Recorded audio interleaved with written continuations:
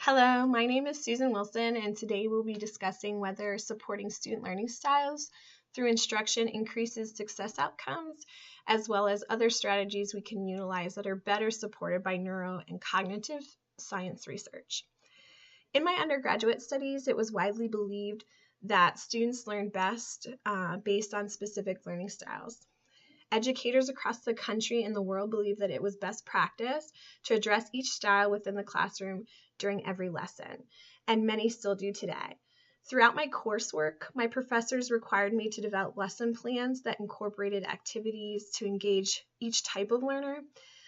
They stressed that each student learned best through one of the three main learning styles, either auditory, kinesthetic, or visual.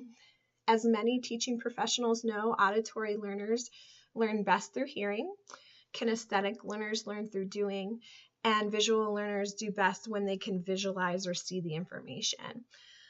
There is research that shows people do have and utilize preferred learning strategies, but they are not restricted to one set style. And in fact, some learners utilize multiple styles during their learning process. Now, let's take this one step further and ask, is there benefit in supporting every learning style within our classroom? The answer is no. Many research studies have shown that there is no benefit to teaching students in their preferred learning style, and the same is true of the study habits of students. In an article titled "The Problem with Learning Styles" by Cindy May, she presents research conducted at Indiana University by Polly Hussman and Valerie Dean O'Loughlin that proves learning styles do not affect student outcomes. Their review of prior research showed that instructional styles did not affect student learning outcomes when they were using when they were teaching toward learning styles within their classrooms.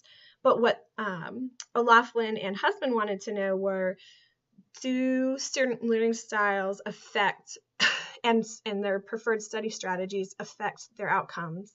And the answer to that, again, was no. In fact, 70% of students did not even use their preferred learning style when studying, and students showed no improvement from that, as well as the other third of the students that did utilize the strategies that supported their identified learning strategy, their scores were no higher than the others, showing that learning styles do not affect student success outcomes, whether they were utilized within the classroom or through independent study. Other authors like Daniel Wilmington present research that shows that this method of teaching poses no real benefit. So why do we continue to support learning styles within our classrooms? To put it simply, it's because it's what we've been taught, and there's still more literature that supports the theory than refutes it. However, I believe it is our job as educators to find better ways to support student learning, and there are educators out there that are doing just that.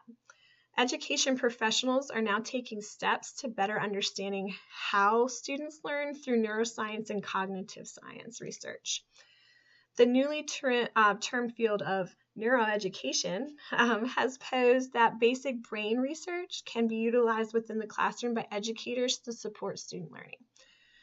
Hook and Farah, two researchers from the University of Pennsylvania, conducted interviews with educators that frequently attended the Learning and Brain conference to find what neuroscience can offer educators.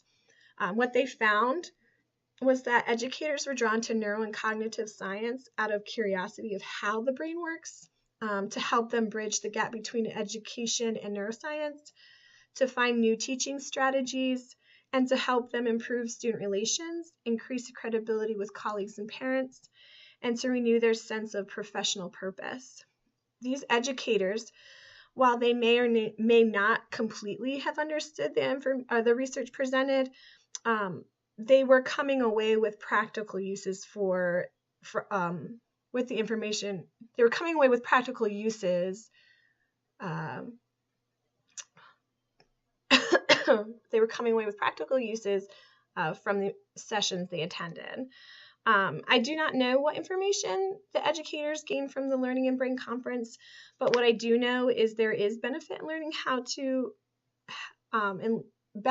how we learn. For example, environment and our emotional state matters when trying to remember information. Benedict Carey, the author of How We Learn, The Surprising Truth About When and Where and Why It Happens, presents multiple studies that shows us how environment and mood impacts learning. He states that students perform better on examinations when their learning environment remains consistent. Keeping things like lighting, sounds, and location the same positively influences student learning. What does not matter as much is what learning styles you may or may not be using or addressing.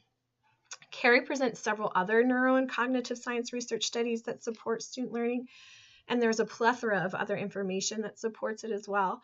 But as educators, we need to do the legwork to find materials and research that shows us what does and does not work regarding how the brain learns, stores, and retrieves information. We need to stop focusing on practices that are not supported by professional studies, like learning styles, and focus more on those that are. Hopefully you were able to understand me. I'm still battling some illness, and I have a little bit of laryngitis here and there. So again, thanks for listening, and I hope you enjoyed.